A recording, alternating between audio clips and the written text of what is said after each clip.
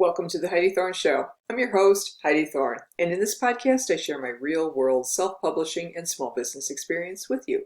Before we get started, I just want to remind you to subscribe, like, comment, and share this with your friends on social media. Now let's get started with today's show. I went to a writers' conference some time back, and one of the authors in the audience at one of the sessions asked the speaker about her upcoming book, which was going to be a memoir and a how-to book. The conference speaker basically said to do either a memoir or a how-to book, and I agree. This is what is called a multi-genre book. And this author in the audience, she could struggle with that book until she gets some clarity about what she actually wants to write and who her audience really is. She's headed down a very difficult self or traditional publishing path.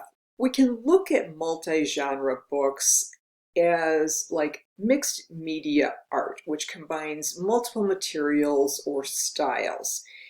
This is kind of experimental, and it's done intentionally to create a new form of expression.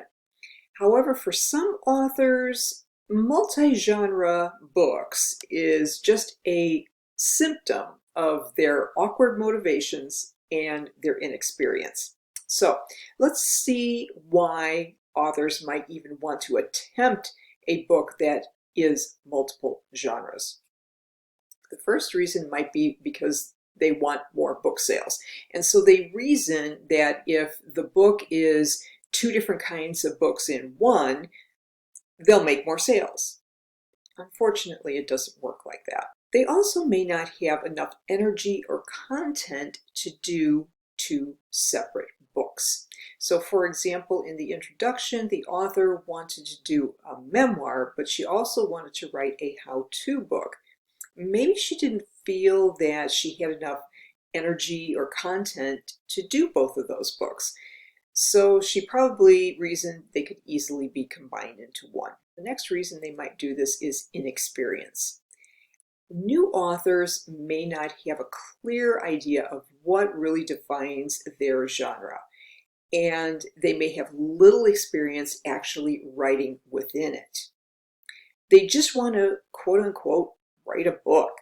So they adopt a kitchen sink type strategy, throwing every possible bit of writing they've done or want to do into this one epic work. And then there are the rule breakers. These authors want to be avant-garde. And to hell with convention, they want to just be original. This can also be a sign of inexperience. They're the kind of people that say, I don't want to play by the rules.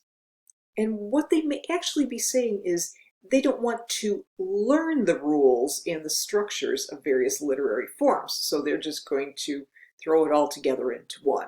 Now there is a multi-genre genre that we have to talk about, and it's called autofiction.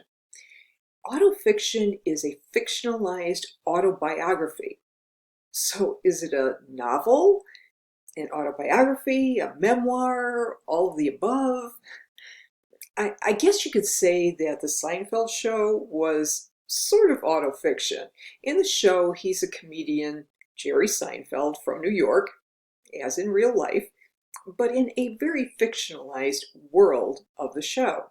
So why would an author want to do autofiction? Maybe they're trying to express some dark part of themselves or their history, but they don't really want to come out and admit it, so they do something that's fictionalized.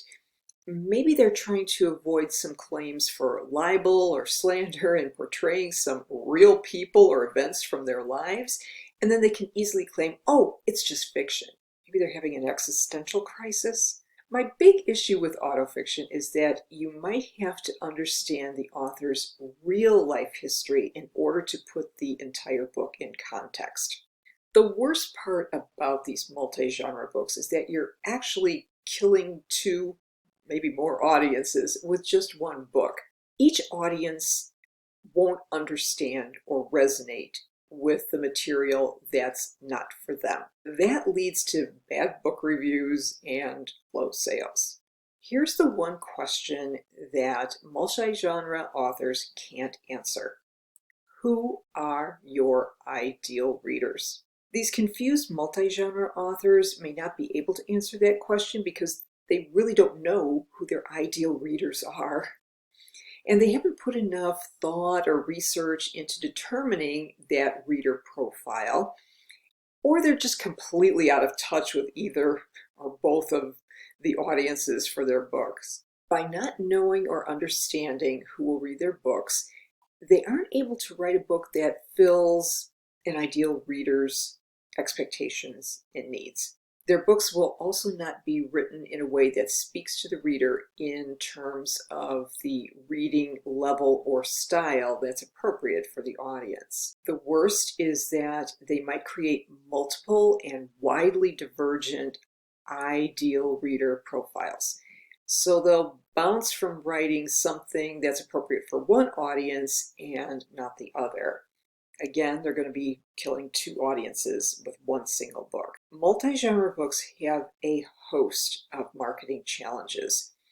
Aside from the muddled content issues that we've talked about, they can be a marketing mess too. It may require at least two separate marketing effort tracks to appeal to very divergent audiences.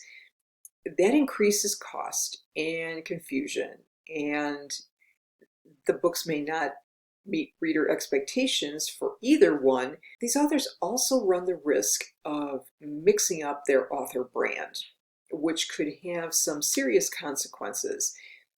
As with writing under a pen name or pseudonym, one of the targeted markets may be offended by the author's or book's appeal to the opposite market. The offended market may boycott the book and its author, or even create negative PR on the social channels. But you don't want to confuse multi-genre books with those books that have multi-market appeal. There are some books that have appeal to multiple markets or submarkets.